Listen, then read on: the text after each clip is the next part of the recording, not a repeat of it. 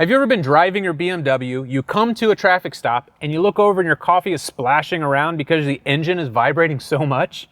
And then you go to drive away and the vibration tends to stop. Or if you put your car into park or neutral with it running and it doesn't seem to vibrate so much, chances are you have bad motor mounts. My name's Jamie. I'm going to show you how to replace the engine mounts and transmission mounts in this BMW E92. Hopefully it'll all go smooth. See what I did there?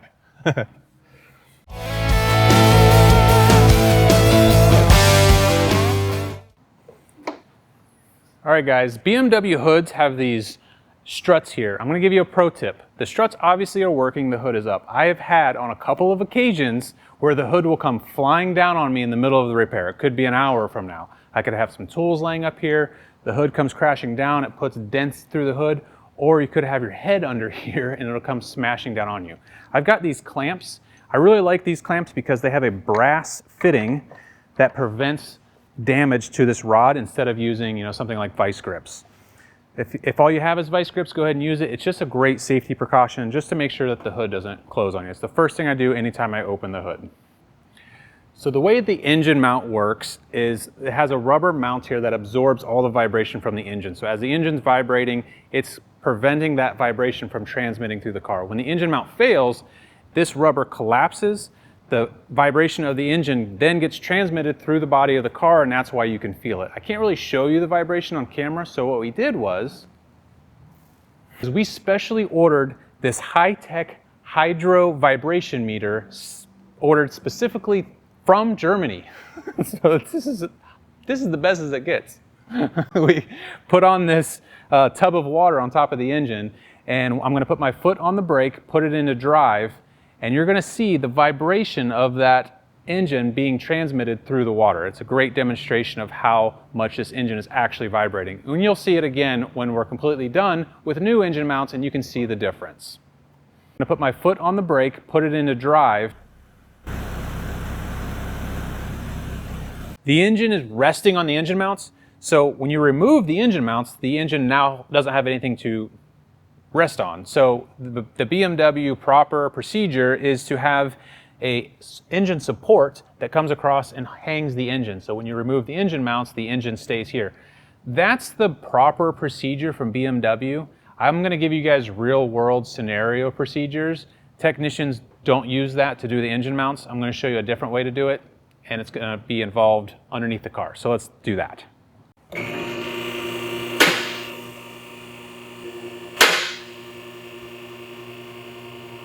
Okay, the first thing we need to do is get to the bottom of the engine. The splash shield is in the way. I use an 8mm socket. There's a bunch of screws. I don't know how many exactly. We're going to get it out of the way. So let's go.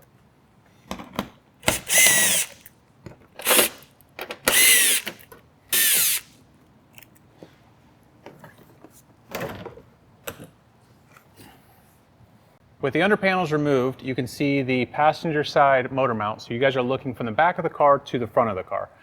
Now, here's the new one we're going to replace just to give you a reference.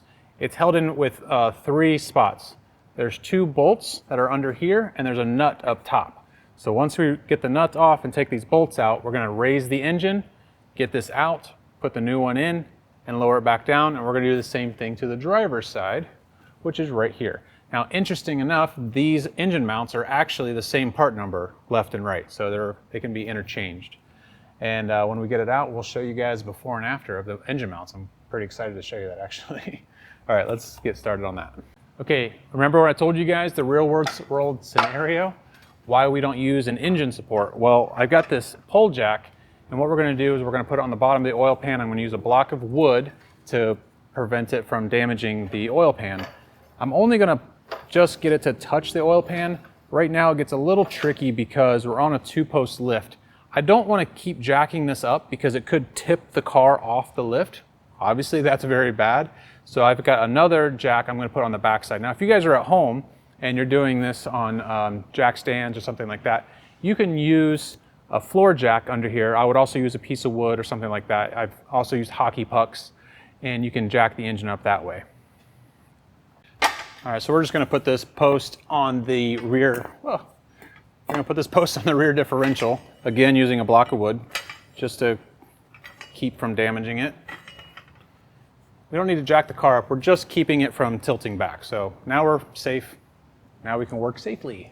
Okay, now that we've got both jacks on, because you know, safety first, kids, we're gonna take the bolts out on the engine mounts, and then once the bolts are out, we'll jack the engine up so we can sneak the engine mounts out. These, by the way, use an inverted Torx, which is an E12 socket. If you don't have inverted Torx sockets, you can use a 10 millimeter, but I will say be careful because it doesn't quite fit as good as the E-Torx socket, but you can get away with the 10 millimeter socket.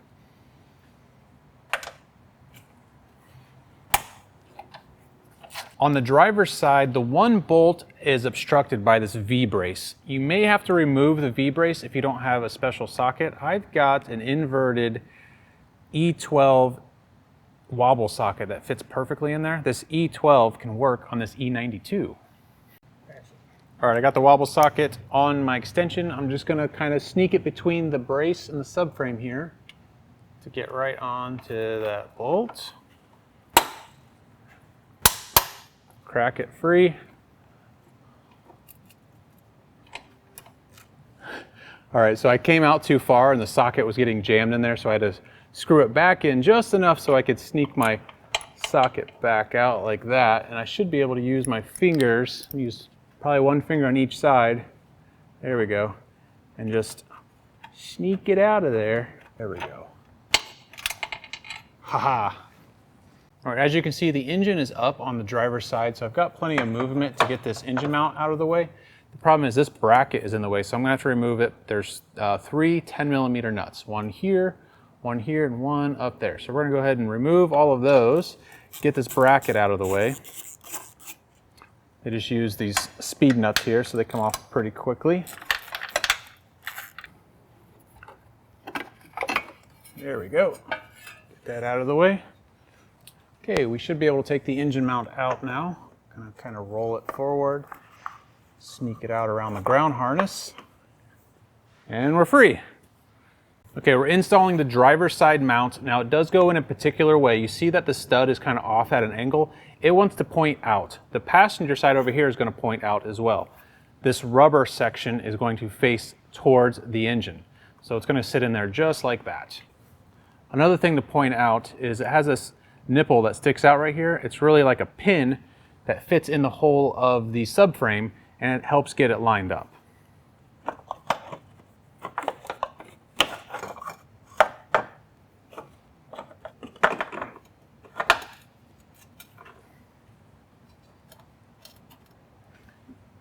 Okay, what I like to do from here is put the 2 bolts in. I'm not going to completely tighten them down. I'm just going to get them barely finger snug just to keep it in place. Alrighty. Now I'm not going to put the nut in there because we still have to do the other side. Now I'm going to reposition the pole jack because when I picked it up, the engine kind of did one of these. I need it now to go the other way so we can do the passenger mount. Oh my gosh, guys, look at the difference. The passenger side motor mount is completely collapsed. You can see on the new one, this rubber piece, the passenger side is completely all the way down. The housing stays the same. It's the rubber inside the housing that gets sunken down into it, which is why that engine was vibrating. So I can't wait to see what it's going to feel like with this new engine mount in it. By the way, if I say engine mount or motor mount, I think you guys know what I'm talking about. Don't roast me in the comments. Motor mount, I get it. Motor is for electric. We're not working on electric cars, but you know what I mean. This engine mount arm, you can see how shiny it is right here. Let me tell you why. So on the engine mount, when this thing collapses, they actually built in a safety buffer, which is this rubber piece here. That engine mount was so collapsed that the arm was resting on here and it was just vibrating directly onto this solid piece of rubber on the housing. If this rubber wasn't here, it would be hitting metal to metal. All right, so the reason the passenger side motor mount was worn way more than the driver's side is because under load, this engine wants to twist like this. It wants to twist and push down on the passenger side, which is why that side was worn. Also, it was kind of tight getting the old one out. Well, the new one is taller because it's not collapsed, so I actually had to jack the engine up just a little bit more, and we're pretty much maxed out right here, so I can fit the new one in.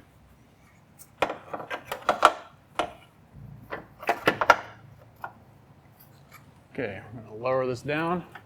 All right, before it gets too tight, I gotta put the bottom bolts in.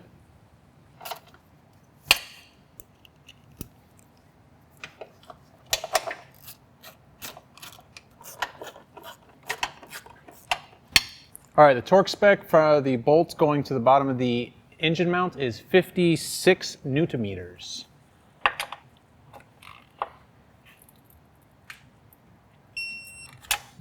If you don't have a torque wrench, you can use the German torque spec, Gudentight. Okay.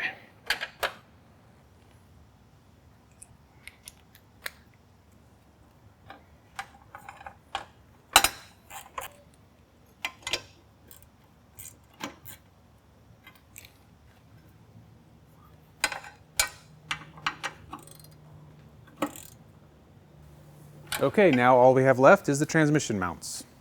Okay, that all looks good. All I need to do is the transmission, I just need it to stay still. I don't need it to come down, I want it to stay there. So when we take this bracket out, we can pull it out, and these actually slide out of here. They come out fairly easily.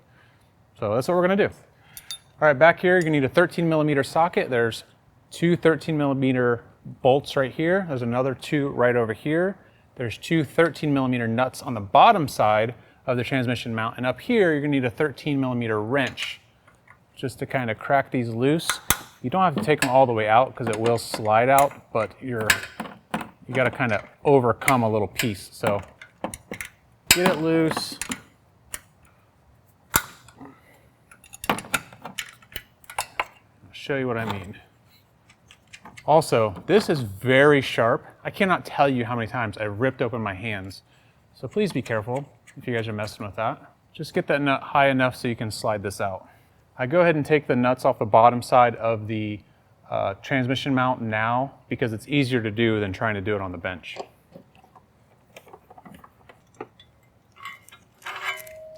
Just like that. I wanted to give you guys a comparison of the transmission mounts. It's kind of hard to set them on the bench and give you guys a description, so I'm going to measure them. But you can see the old one is much shorter than the replacement.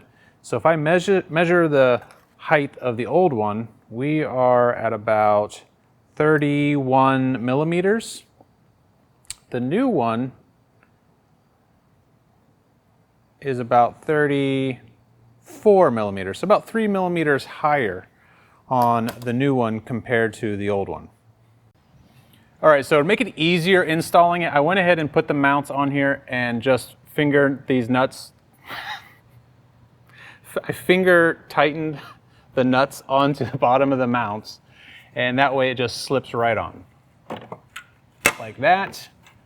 You can kind of bring these down a little bit, fingering those nuts down tight. All right, 13 millimeter. Okay, honestly, I didn't move the transmission, but I have to actually raise the transmission up. That's how collapsed they were. So I'm gonna jack this up a little bit. You can see the mount raise up closer to the body, like that. Now I can get these bolts started.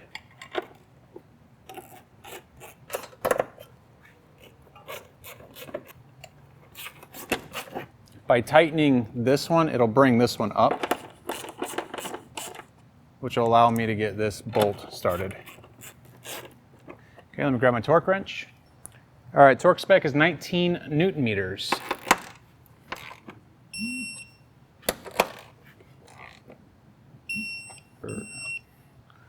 Okay, same with these. I can't really get a torque wrench on this, but I can use a wrench and I'll make sure it's 19 Newton meters exactly. Beep. Okay, 19 Newton meters, good. Beep, 19 Newton meters, perfect, every time. All right, all we gotta do is remove the jack stands, put the under panel back on, and we should be done, so let's go check it out.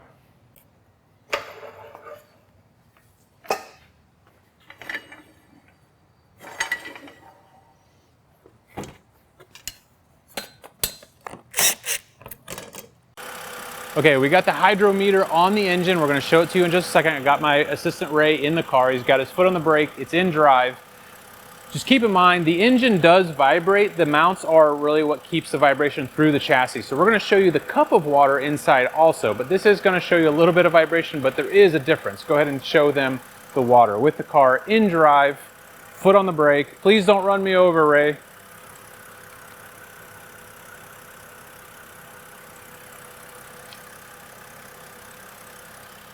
What do you guys think? Do you see a huge difference?